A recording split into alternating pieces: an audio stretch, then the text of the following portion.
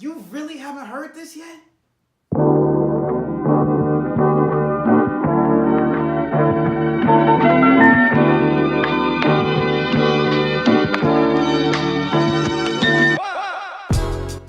Snoop Dogg, Doggystyle, his debut album, so influential to so much music that came after that album, and just him being himself as a rapper was influential to music that came before the album. The music on this album has been sampled in songs that you've heard today, like California Girls by Katy Perry, The Evils by Jay-Z, and See No Evil by The Game, Kendrick Lamar, and Tank. So just a little history on Snoop Dogg the rapper. Before this debut album came out, his first introduction to the world was Deep Cover, a song for a movie that Dr. Dre was working on at the time.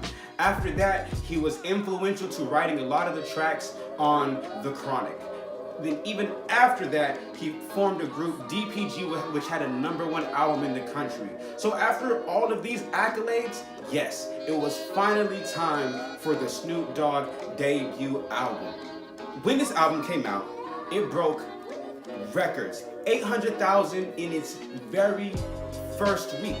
That's amazing. According to Snoop Dogg in an interview, his favorite track is G's and Hustlers, in which he freestyled that track. That was actually a mic check, which he just blazed through accordingly.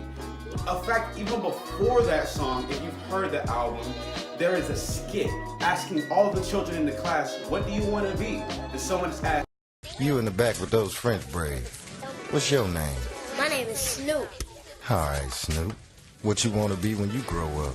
I want to be a motherfucking hustler. You better ask somebody. That little kid who was portraying Snoop is who we know as Little Bow Wow. On Murder Was the Case, when he wrote that song initially, he had never ever had a murder trial. He had never been arrested for anything like that, but then he has not written any song about that. We can even go back to a classic performance where he's performing this song while the case is still open, and at the end he's saying, I'm innocent, I'm innocent. Yeah, murder was the case that they gave me. I'm innocent, I'm innocent. On the cover of the album, it says 3 things. Why must I feel like that? Why must I chase the cat? Nothing but the dog in me. Nothing but the dog in me. Those 3 lyrics are directly out of a Parliament song. The leader of Parliament was an artist named George Clinton. George Clinton also had a band called P-Funk.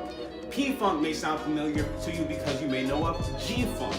P-Funk was the band that directly influenced the genre of G-Funk. So you can clearly see the influence that they were grabbing from to pull this album and to create this classic piece of art. And this one, Snoop Doggy Dogg, you need to get a jobby job.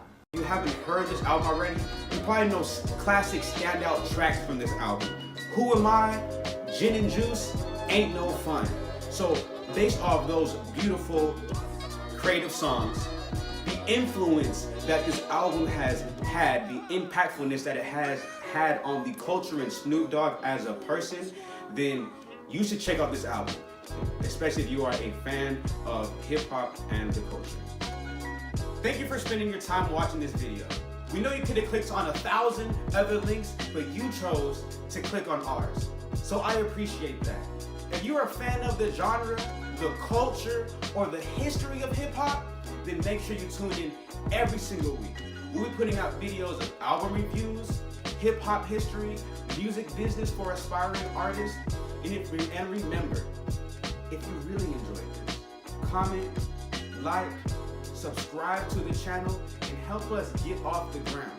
And if you really like me, then go ahead and send me a jetpack, because I really want one of those. We all have dreams. Thank you. Users are losers and losers are users, so don't do drugs, just smoke weed.